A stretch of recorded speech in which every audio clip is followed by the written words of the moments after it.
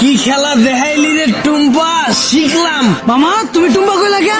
মামা কঠিন কাহিনী, আমার গার্লফ্রেন্ডের নাম ছিল টুম্পা। কি কও মামা, আমার গার্লফ্রেন্ডের নাম তো টুম্পা। কি কও মামা, আসলেই? কিন্তু মামা তুমি রিক্সা চালাও আর প্রেমও করো, ব্যাপারটা কিন্তু ইন্টারেস্টিং। না মামা, প্রেম করি না তো, করতাম। আর রিক্সা চালায় তো প্রেম করি নাই মামা, ওর লগে প্রেম করছি দেখে আজকে আমার রিক্সা চালাইতে হইতাছে।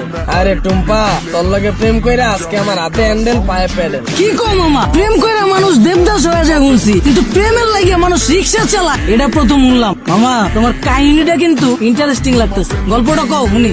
আরে বাবু কি শুরু করছো? ওনার এই ফালতু গল্প শুনে আমাদের সময় নষ্ট করে লাভ আছে। তার চাইতে চলো তুমি হেডফোন বের করো, আমরা গান শুনি। আরে না, মামার কাহিনীটা অনেক ইন্টারেস্টিং, মামা তুমি কও। না মামা থাক, বাদ দেন, মামি শুনতে চাইতেছে না, পরে দেখা গেল আমার কাহিনী হইনা চিত্তা যাইব। আরে মামা তুমি তোমার গার্লফ্রেন্ডের কাহিনী কইবা, এটা তো আইছে বকে, কও মামা শুনি। মামা কি কমু দুঃখের কাহিনী, ও একটা জিনিস আছিল মামা, খালি চুস্ত। সুস্থ মানে? শুনেন তাইলে সেনা বুঝবেন। ওর মায়ায় বইরা মামা একটা চাকরি করতাম, ওই চাকরিটাও গেছে গা। ওর আর কি করার, বন্ধু বান্ধবের টাকা ধারলে ওর লগে দেখা করতাম। মাসের ভিতরে 15 দিনে দেখা করতাম মামা, 15,000 চুইসা লাইতো। কেমনে মামা? মামা হয়তো মাইয়া ছিল না মামা, হয়তো পিশাচা ছিল, রক্তের মতো টাকা খালি চুইসা খায়া ফেলাইতো। মামা গার্লফ্রেন্ড গেছে কে কেমনে? মামা আমার চাকরি তো চুইসাই দিছে। এরপরে মামা বন্ধু বান্ধবের যে টাকা ধার করছিলাম, ওর টাকা তো আর শোধ করতে পারি নাই। পরে আর নতুন করে ধার দেয় নাই, এর লেগে 10 দিন ধরে ওর লেগে দেখা করতে পারি নাই। পরে ভাই অন্য জায়গায় যায় ভাই চোষা শুরু করে দিছে। পরে আর কি মামা, 1 বছরে 10 লাখ টাকা চুইসা দিছে। পরে এই 10 লাখ টাকা শোধ করার লেগে মামা এই যে রিক্সা চালাই না শুরু করলাম। মামা তোমার কপালটা আসলে খারাপ আছিল, কিন্তু মামা আমার কপাল কিন্তু চান কপাল।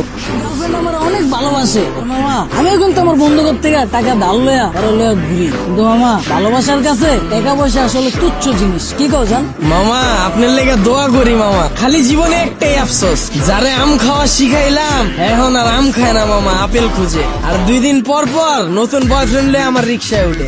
কি কও মামা, তোমার গার্লফ্রেন্ড তোমার চুষা তোমার রিক্সায় উঠে আবার বয়ফ্রেন্ড লয়া? মামা আমি যদি তোমার জায়গায় হইতাম তাইলে দুইটারে দুই গেলে হাড়ায় বইরা দিতাম। কি কো মামা, আসলেই? হ্যাঁ, তুমি দরকার হইলে আমার নাম্বার লয়ে লও, অগরে যখন পাইবা আমার নাম্বারে কল দিবা। দরকার হইলে আমি আইসা অগরে থাবড়ে যাম। বুঝলো? থামাইছো কে? আয়া পড়ছি তো মামা, নামেন। ও আয় বলছো কত দিমু?